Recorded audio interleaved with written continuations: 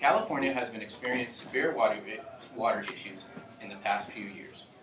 Without water, California's economy would plummet, and we wouldn't be able to support our growing population. With that being said, I feel water should not be taken away from agricultural needs, but rather steps taken to limit consumption of water in urban areas and have more efforts put into saving water used by households. I've personally made efforts to decrease the water that I waste in my day-to-day life, and I hope at the end of this speech I can convince you to take steps in order to save water. So, according to the California Department of Food and Agriculture, California grows 400 different commodities, adding up to a $45.3 billion industry. In order to support this industry, water needs to be supplied in vast amounts. Now we have to take a look at how much California uses compared to other states. Californians use water for many different reasons, but according to the USGS, the number one consumer of water is agricultural irrigation. No matter what you eat, it takes water to produce it. And a water shortage in California is bad news for the agricultural industry, and is bad news for the food available for all of you. California uses more water than any other state, and the average Californian uses 181 gallons of water per day. Alongside this, an article on KQED's website stated the average Californian household uses more than 360 gallons of water per day. Now, 53% of the water used by household is used for outside irrigation or landscaping needs.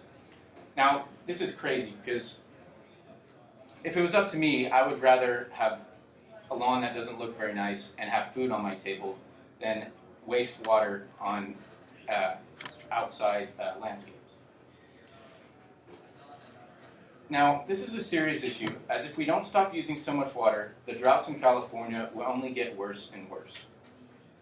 Contrary to what you might think, California experienced record high crop revenue and agricultural employment during the peak of the drought in 2013.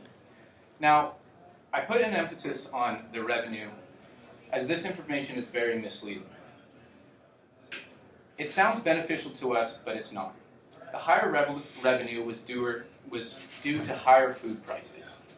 According to an article on Ventoli's website, in 2014, crop revenue dropped by $480 million due to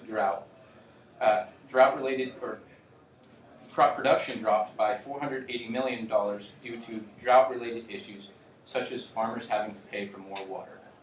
Now this means when you go into a store, whether you're vegan, whether you eat meat, it doesn't matter. All the food that you're going to buy is going to be more expensive. And how does this affect you? Less land is being farmed due to less water availability.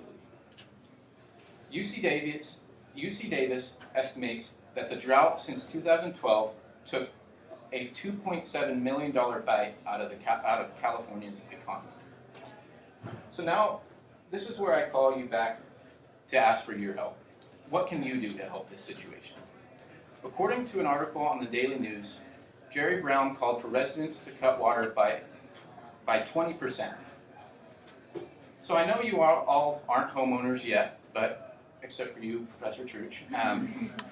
But eventually one day you will hopefully all own your own homes. And I'm sure your parents own their own homes. And one way to do this is by switching over to drought-tolerant landscapes. Now, some people may think this is just by getting rid of your grass and replacing it with turf, but turf can be very expensive. Another more viable and more economical option would be switching to decomposed granite and that of water-tolerant plants. Now, water-tolerant plants can reduce the water intake of normal plants by over 50%. Now, LA is the first big county that has taken many steps to solve this problem. Terminators of Los Angeles will rip out grass across the region and replace it with drought-resistant native landscaping at no charge. And this was stated in a Daily News article. Now, since 2009, 8 million square feet of land in California has been changed to being more drought tolerant. It is estimated that it has saved 250 million gallons of water per year.